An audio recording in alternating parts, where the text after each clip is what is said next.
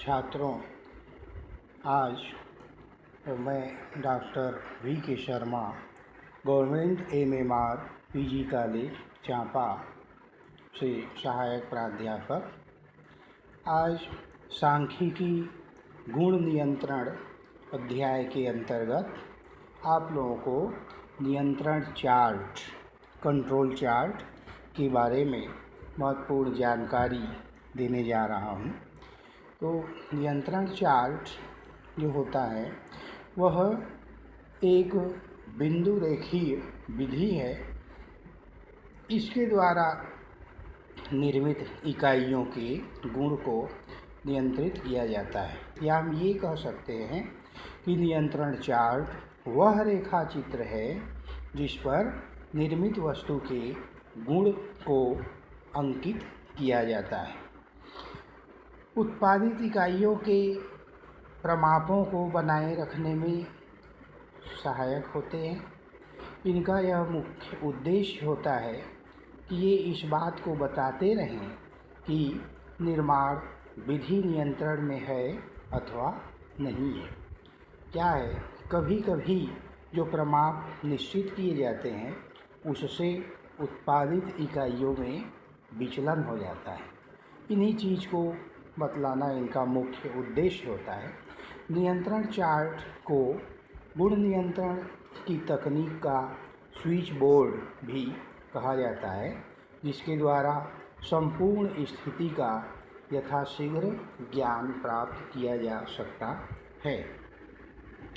अब देखते हैं हम इस नियंत्रण चार्ट के कौन कौन से लाभ होते हैं। ये बहुत सारे इसके लाभ हैं, जिसमें निर्माण व निर्वचन सरल हो जाता है इसके द्वारा।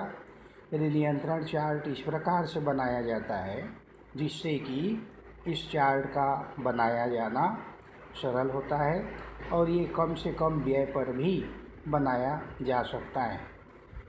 एक दृष्टि से ही विधि का ज्ञान, इसकी ये विशेषता है कि एक ही दृष्टि डालने से हमको पूरी विधि समझ में आ जाती है।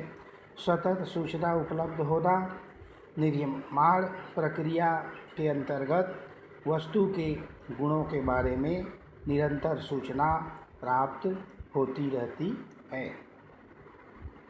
इस विधि के द्वारा त्रुटियों का शीघ्र समापन होता है। नियंत्रण उत्पादन में होने वाले विचरण चार्ट पर स्पष्ट रूप से अंकित हो जाते हैं, जिससे इन विचरणों को शीघ्रता से समाप्त करने के प्रयास किए जाते हैं। भावी उत्पादन के गुणों का पूर्वानुमान भी इसके द्वारा किया जाता है। प्रक्रिया परिवर्तन के प्रभाव का ज्ञान भी इसके माध्यम से होता है। निर्माण प्रक्रियाओं के परिवर्तन के परिणाम स्वरूप वस्तु के किस्म पर पड़ने वाले प्रभाव का ज्ञान होता है। विनिर्दिष्टीकरण सीमाओं का निर्धारण सरल होता है। यह चार्ट चूंकि वस्तु के गुण नियंत्रण में सहायक होता है, इसलिए विनिर्दिष्टीकरण सीमाएं यानी स्पेशल लिमिट, जो अपर लिमिट और लोअर लिमिट तय किया जाता है कंट्रोल का, वो इसके माध्यम से सरलता से प्राप्त किया जाता है। अब नियंत्रण चार्ट का जो स्वरूप होता है उस पर हम विचार करते हैं। तो नियंत्रण चार्ट के स्वरूप को हम देखते हैं तो मुख्य रूप से यह क्या है, ऊपरी नियंत्रण, निम्न नियंत्रण और केंद्रीय रेखा, इनको स्पष्ट करता है। केंद्रीय रेखा के ऊपर की ओर उच्च नियंत्रण की सीमा होती है और नीचे की ओर निम्न नियंत्रण की सीमा होती है। तो इन्हीं चीज़ों को यह स्पष्ट करता है कि पहले तो हम देखते हैं कि केंद्रीय रेखा क्या होती है। यानी बीच वाली रेखा को, नियंत्रण चार्ट में जो बीच की रेखा होती है उसको हम केंद्रीय रेखा कहते हैं। केंद्रीय रेखा सभी अवलोकित न्यायादर्श मापों के माध्य को व्यक्त करती है। इसे उत्पादन क्रिया का प्रत्याशित एवं पूर्व निर्धारित स्तर कहा जाता है। यदि उत्पादन पूर्ण आदर्श विधि के अंतर्गत होता है तो वस्तु के गुण के माप से संबंधित सभी न्यायादर्श मूल्य इसी रेखा पर अंकित होंगे, अन्यथा इसके इधर उधर होंगे। ऊपरी नियंत्रण सीमा या अपर कंट्रोल लिमिट सामान्य प्रक्रिया माध्य में प्रमाप विभ्रम का 3 गुना जोड़ देने पर ऊपरी नियंत्रण सीमा प्राप्त की जाती है। इस मूल्य पर अंकित क्षैतिज रेखा ऊपरी सीमा कहलाती है। इस प्रकार ऊपरी सीमा को निर्धारित करने के लिए म्यू प्लस 3 स्टैंडर्ड डेविएशन होती है। यहाँ पर म्यू प्रमाप विभ्रम का प्रतीक है, यानी प्रमाप विभ्रम में स्टैंडर्ड डेविएशन का 3 गुना जोड़ दिया जाए तो यह अपर कंट्रोल लिमिट हमको प्राप्त हो जाती है।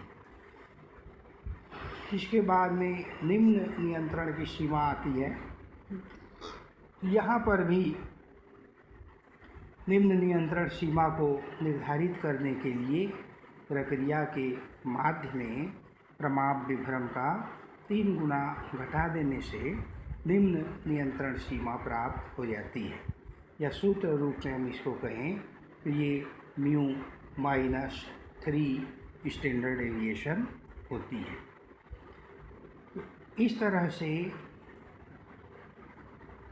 प्रक्रिया माध्य में प्रमाप विभ्रम का 3 गुना जोड़कर ऊपरी सीमा प्राप्त की जाती है और इसमें 3 गुना प्रमाप विभ्रम घटा करके निम्न सीमा प्राप्त की जाती है। अब देखते हैं प्रमाप सीमा प्रसामान्य वितरण और नियंत्रण चार्ट। नियंत्रण चार्ट के ऊपरी एवं निम्न सीमाओं का निर्धारण प्रसामान्य वितरण के क्षेत्रफल की विशेषता पर आधारित होती है। दैविक आधार पर चुनी गई न्यायादर्श इकाइयों के मापों के माध्यों का निदर्शन प्रसामान्य वितरण के अनुरूप ही होता है। न्यायादर्श माध्यों के बड़े माध्य, जिसको एक्स देश अथवा प्रक्रिया माध्य म्यू में प्रमाप विभ्रम का निश्चित गुना जोड़कर व घटाकर ऊपर एवं निम्न की सीमाएं प्राप्त की जाती है, जिनके अंतर्गत क्षेत्रफल का निश्चित प्रतिशत सम्मिलित होता है। जैसे अब देखते हैं ऊपरी सीमा निम्न सीमा में क्षेत्रफल का कितना प्रतिशत होता है। म्यू प्लस 1 अल्फ़ा अगर ऊपरी सीमा हो, म्यू माइनस 1 डेल्टा निचली सीमा हो, तो यहाँ पर क्षेत्रफल का 68.27% शामिल होता है। इसी प्रकार म्यू प्लस 2 स्टैंडर्ड डेविएशन या ये कहें प्रमाप विभ्रम हो, ऊपरी सीमा हो, निम्नतम सीमा म्यू माइनस 2 अल्फ़ा हो, तो इसमें 95.45% क्षेत्रफल शामिल होते हैं। इसी तरह से अगर ऊपरी सीमा म्यू प्लस 3 डेल्टा हो और निम्न सीमा म्यू माइनस 3 डेल्टा हो, तो यहाँ 99.73% न्यायादर्श इकाइयाँ क्षेत्रफल में सम्मिलित होती है। तो सामान्य रूप से व्यवहार में नियंत्रण सीमाओं का निर्धारण म्यू प्लस माइनस 3 डेल्टा द्वारा ही होता है, क्योंकि 99.73% न्यायादर्श इकाइयाँ इन सीमाओं के अंतर्गत आती हैं।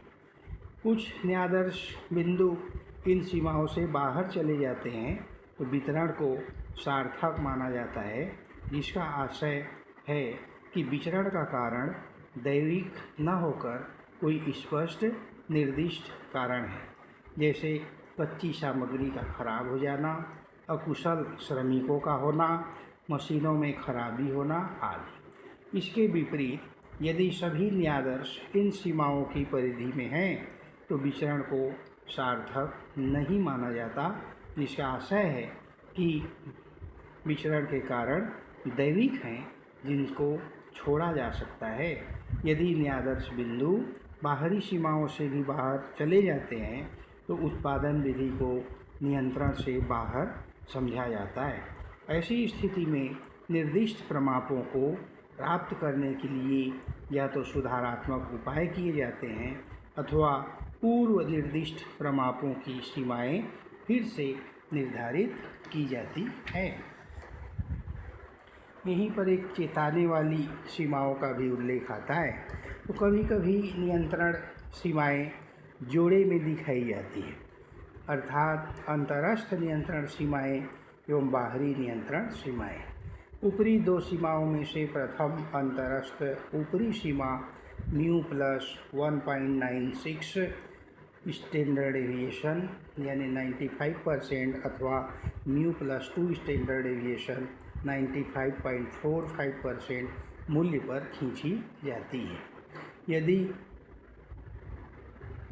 स्थित निम्न सीमाओं के लिए भी है, यही स्थिति है, अर्थात अंतरस्थ निम्न सीमा 95% या 95.45% से बाहर रहती है परंतु बाहरी सीमाओं के अंदर है तो उत्पादन विधियों पर कड़ी निगरानी रखी जाती है।